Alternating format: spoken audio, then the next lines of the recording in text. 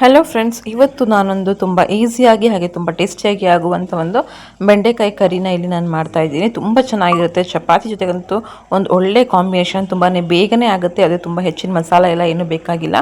So ಬನ್ನಿ ಇವಾಗ ಆ ಬೆಂಡೆಕಾಯಿ ಕರಿ ಮಾಡೋದು ಹೇಗೆ ಅಂತ ಹೇಳಿ ನೋಡ್ಕೊಂಬರೋಣ.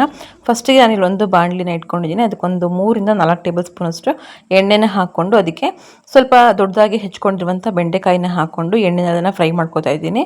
ಸೊ ಬೆಂಡೆಕಾಯಿ ಎಣ್ಣೆಯಲ್ಲಿ ಅದ್ರದ್ದು ಜೆಲ್ಲೆಲ್ಲ ಬಿಡಬಾರ್ದು ಅಂತ ಹೇಳಿದ್ರೆ, ಅಂದರೆ ಜೆಲ್ ಇರುತ್ತೆ ಅದೆಲ್ಲ ಬೇಗ ಹೋಗಬೇಕು ಅಂತ ಹೇಳಿದ್ರೆ ಸ್ವಲ್ಪ ಉಪ್ಪು ಮತ್ತು ಅರಿಶಿನ ಹಾಕೋಬೇಕು.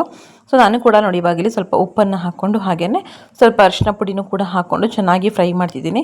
ಈ ಥರ ಮಾಡೋದ್ರಿಂದ ಬೆಂಡೆಕಾಯಿ ಕೂಡ ಸ್ವಲ್ಪ ಟೇಸ್ಟ್ ಅನ್ನೋದು ಅಬ್ಸರ್ವ್ ಆಗುತ್ತೆ ಆ್ಯಂಡ್ ಹಾಗೆಯೇ ಆ ಒಂದು ಲೋಳೆ ಅಂಶ ಕೂಡ ನೀಟಾಗಿ ಹೋಗುತ್ತೆ ಅಂಥೇಳಿ ಒಂದು 5 ನಿಮಿಷ ಇದನ್ನು ಚೆನ್ನಾಗಿ ನಾವು ಫ್ರೈ ಮಾಡ್ಕೊಂಡು ನೋಡಿ ಈ ಥರ ಆಗಬೇಕು, ಚೆನ್ನಾಗಿ ಫ್ರೈ ಆಗಬೇಕು.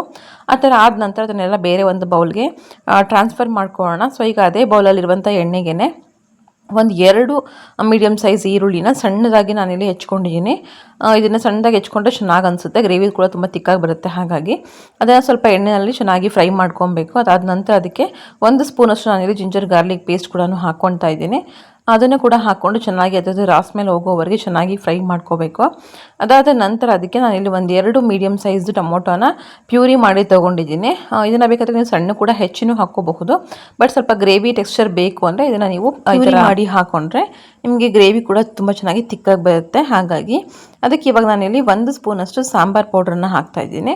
ಇದು ಮನೆಯಲ್ಲೇ ಮಾಡಿಸಿರೋ ಸಾಂಬಾರ್ ಪೌಡರ್ ಇಲ್ಲ ಅಂದರೆ ಬೇಕಾದ್ರೆ ನೀವು ಸ್ವಲ್ಪ ಚಿಲ್ಲಿ ಪೌಡರ್, ಧನಿಯಾ ಪೌಡರ್ನ ಹಾಕ್ಕೊಂಡ್ರೆ ನಡೆಯುತ್ತೆ. ಆಮೇಲೆ ಒಂದು ಅರ್ಧ ಸ್ಪೂನಷ್ಟು ಗರಂ ಮಸಾಲ ಹಾಕಿ ಅದೇ ಸ್ವಲ್ಪ ಟೊಮೊಟೊ ಪ್ಯೂರಿ ಮಾಡಿದ ಜಾರ್ಗೆ ಸ್ವಲ್ಪ ನೀರನ್ನ ಹಾಕಿ ಒಂದು ಅರ್ಧ ಕಪ್ಪಷ್ಟು ನೀರನ್ನು ಹಾಕಿ ಇದನ್ನು ಕುದಿಯೋದಕ್ಕೆ ಇಟ್ಕೊಂಡಿದ್ದೀನಿ. ಚೆನ್ನಾಗಿ ಇದು ಕುದಿ ಬರಬೇಕು. ಚೆನ್ನಾಗಿ ಕುದಿಯೆಲ್ಲ ಬಂದ ನಂತರ ನೋಡಿ ಇವಾಗ ಇನ್ನು ಅದಕ್ಕೆ ಎಷ್ಟು ಬೇಕು ಇನ್ನೊಂದು ಸ್ವಲ್ಪ ರುಚಿಗೆ ಉಪ್ಪು ಹಾಕೋತಾ ಇದ್ದೀನಿ. ಅಂದರೆ ಈಗ ಆಲ್ರೆಡಿ ನಾವು ಬೆಂಡೆಕಾಯಿ ಕೂಡ ಉಪ್ಪು ಹಾಕಿದ್ದೀವಿ. ನೋಡ್ಕೊಂಡು ಇನ್ನು ಎಷ್ಟು ಬೇಕು ಅಷ್ಟು ಉಪ್ಪನ್ನು ಹಾಕ್ಕೊಳ್ಳಿ. ಸೊ ಇವಾಗ ಚೆನ್ನಾಗಿ ಟೊಮೊಟೊ ಎಲ್ಲ ಬೆಂದು ರೆಡಿ ಆದಮೇಲೆ ಇದಕ್ಕೊಂದು ಅರ್ಧ ಕಪ್ಪಷ್ಟು ಮೊಸರನ್ನ ಚೆನ್ನಾಗಿ ಬೀಟ್ ಮಾಡಿ ಹಾಕ್ಕೋಬೇಕು.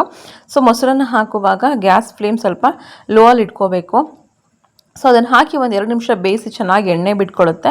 ಅದಾದ ನಂತರ ಇವಾಗ ನಾವು ಹುರಿದಿಟ್ಕೊಂಡಂಥ ಬೆಂಡೆಕಾಯಿನ ಹಾಕಿ ಇನ್ನೊಂದು 2 ನಿಮಿಷ ಬೇಯಿಸಿದ್ರೆ ಸಾಕು. ಒಂದು ಒಳ್ಳೆ ಗ್ರೇವಿ ತುಂಬ ಚೆನ್ನಾಗಿ ರೆಡಿ ಆಗುತ್ತೆ. ತುಂಬಾ ಸ್ವೀಟ್, ಒಂಥರ ಹುಳಿ ಹುಳಿಯಾಗಿ ಖಾರವಾಗಿ ಚೆನ್ನಾಗಿರುತ್ತೆ. ಸೊ ಮೇಲಿನ ಸ್ವಲ್ಪ ಕಸೂರಿ ಮೇಥಿನ ಹಾಕಿ ನಾನು ಅದನ್ನು ಈ ಒಂದು ಗ್ರೇವಿನ ನಾನು ಕಂಪ್ಲೀಟ್ ಮಾಡಿದೆ. ನೋಡಿ ತುಂಬ ಎಷ್ಟು ಚೆನ್ನಾಗಿ ಕಾಣಿಸ್ತಿದೆ ಅಂಥೇಳಿ. ಹಾಗೆ ತಿನ್ನೋ ಕೂಡ ಅಷ್ಟೇ ತುಂಬ ಚೆನ್ನಾಗಿರುತ್ತೆ. ಚಪಾತಿ ಜೊತೆಗಂತೂ ಒಳ್ಳೆ ಕಾಂಬಿನೇಷನ್ನು. ಸೊ ಈ ರೆಸಿಪಿ ನಿಮಗೂ ಇಷ್ಟ ಆದರೆ ಒಂದು ಸಲ ಟ್ರೈ ಮಾಡಿ ಹೇಗೆ ಬಂತು ರೆಸಿಪಿ ಅಂತ ಹೇಳಿ ಕಮೆಂಟ್ ಮಾಡಿ ತಿಳಿಸಿ. Thank you for watching. Bye bye.